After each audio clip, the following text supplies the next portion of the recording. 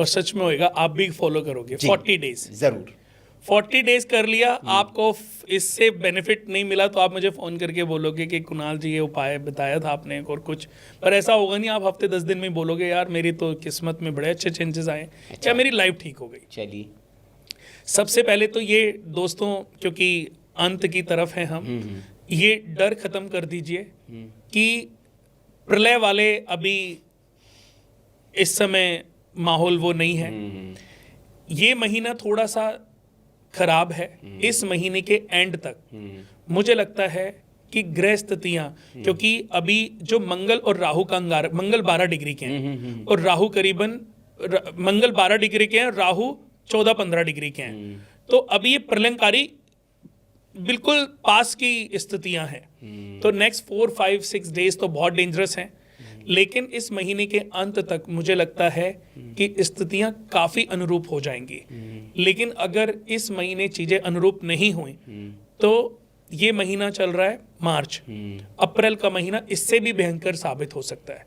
लेकिन इस मार्च और अप्रैल के बाद 100%, मैं भगवान नहीं हूं इसलिए 100% तो नहीं बोलूंगा, लेकिन काफी हद तक चीजें मुझे सुलझती हुई नजर आ रही हैं, क्योंकि हर चीज की एक लिमिटेशन होती है। या तो ईरान सरेंडर हो जाएगा, या ये दोनों कंट्रियां अपने नुकसान को जब कैलकुलेट करेंगी तो ये कंप्रोमाइज करके किसी न किसी चीज पर मंत्रणा होगी और बैकफुट पर आ जाएंगी, और वो चीजें बातचीत से ही सुलझेगी। ये देखना, जितना मर्जी लॉस हो जाए होने के बाद भी ये बातचीत से ही सुलझेंगी। ठीक है, ये तो मतलब था कि ग्रह गोचर अभी ऐसा चल रहा है, क्योंकि सूर्य अभी 4 दिन बाद चेंज हो जाएंगे, सूर्य मीन राशि में ट्रांजिट हो जाएंगे।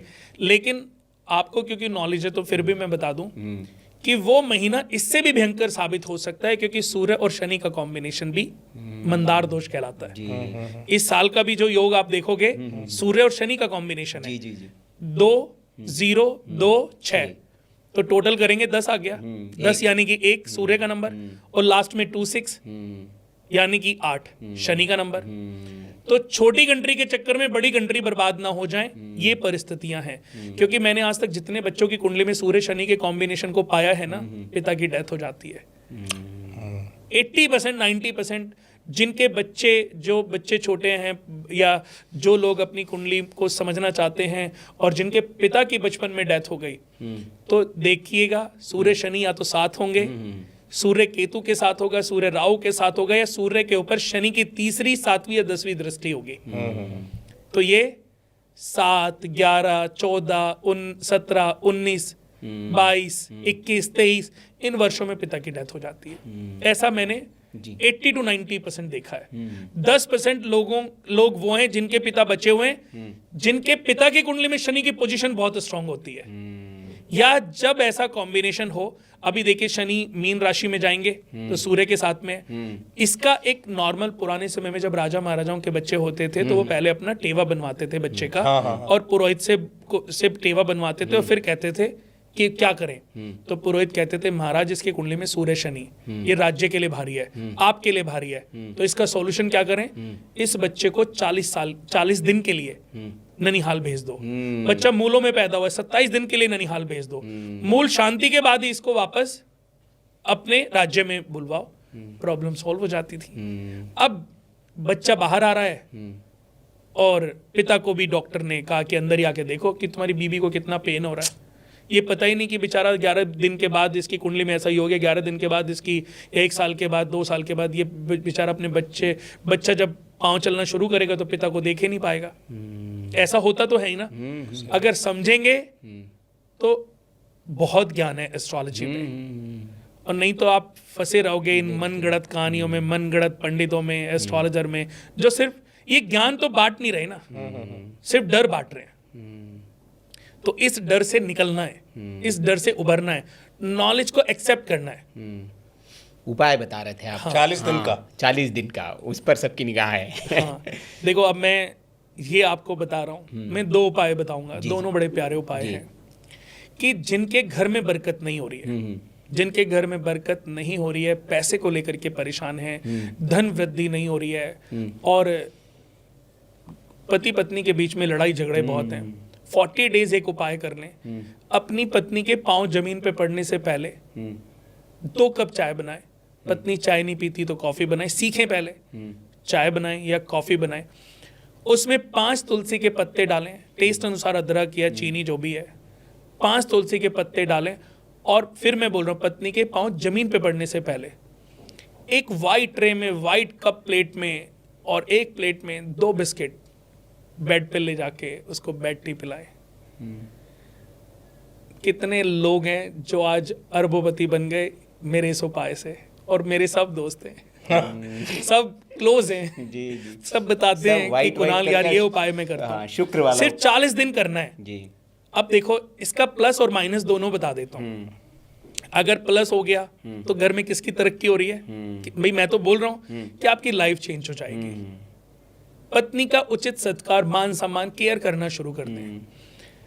40 दिन करें, 40 दिन में अगर नहीं रिजल्ट आता तो इसको छोड़ दे, बंद कर दे। आपका लॉस तो कुछ हो ही नहीं रहा ना। चाय में क्या नुकसान है? चाय में बनाने में क्या नुकसान हो, तो वैसे ही नहीं तो आपकी मेड बनाएगी, नहीं तो कोई और बनाएगा, लॉस नहीं है। तो एक बार इसको ट्राई जरूर करें। एक उपाय सबके लिए, इस दुनिया के हर बच्चे के लिए, हर बुजुर्ग के लिए, हर बड़े के लिए, कि जब आप सुबह उठें तो उठते ही सबसे पहले अपने इन हाथों को ऐसे देखें, ऐसे ये उंगली पकड़ें। कराग्रे वस्ते लक्ष्मी, कर मध्य सरस्वती, कर मूले तु गोविंदा, प्रभाते कर दर्शनम। इसका लॉजिक है, इन पोरों में, ये जो उंगली के जो पोरवे हैं, इनमें लक्ष्मी का वास होता है। इन्हीं से पैसे गिनते हैं ना, वो कहते हैं ना पैसे चाहिए, यानी कि इनमें लक्ष्मी वास करती हैं। तो कराग्रे, हम लक्ष्मी को, कराग्रे वस्ते लक्ष्मी, मध्य, कर मध्य, किताब को कैसे पढ़ते हैं? ऐसे, कर मध्य सरस्वती, और कर मूले तु गोविंदा, कि जब मेरे पास लक्ष्मी और विद्या आ जाए, मैं तरक्की कर जाऊं, तो मेरे अंदर अभिमान जागृत ना हो, मैं सबको गोविंद की तरह, गोविंद समझ के सबका आदर सत्कार करता रहूं। प्रभाते कर दर्शनम, आपको जीवन में कभी प्रॉब्लम नहीं होगी। उसके बाद धरती माता को 3 बार चरण स्पर्श करें, धरती को टच करके अपने माथे से लगाओ और सीधा पाँव जमीन पे रखें, और सीधा अपने माता पिता के कमरे में जाकर उनके पाँव को टच करके आए। जो लोग अपने माँ बाप के साथ नहीं रहते, वो अपने माता पिता की अगर नहीं है साथ में, तो हृदय में याद करके उनको प्रणाम करें, या फोन पे बात करें, उनको प्रणाम करें। और अगर दुनिया में नहीं है तो उनकी फोटो के आगे, अगर फोटो घर में नहीं लगा रखी है, तो फिर अपने आंख बंद करके 30 सेकंड का मौन करके अपने माता पिता को प्रणाम करें, उनसे बात करें और अपने दिन की शुरुआत करें। मुझे नहीं लगता कि इसके बाद किसी उपाय की, किसी पूजा की, किसी पाठ की, किसी यज्ञ की, किसी चौंचले की आवश्यकता पड़ेगी। मैं यही करता हूँ। मेरे घर में मंदिर है, मेरी वाइफ करती है, मैं सब जगह जाता हूँ, बट मेरी पूजा यही है, एवरी डे की पूजा यही है। बहुत बढ़िया।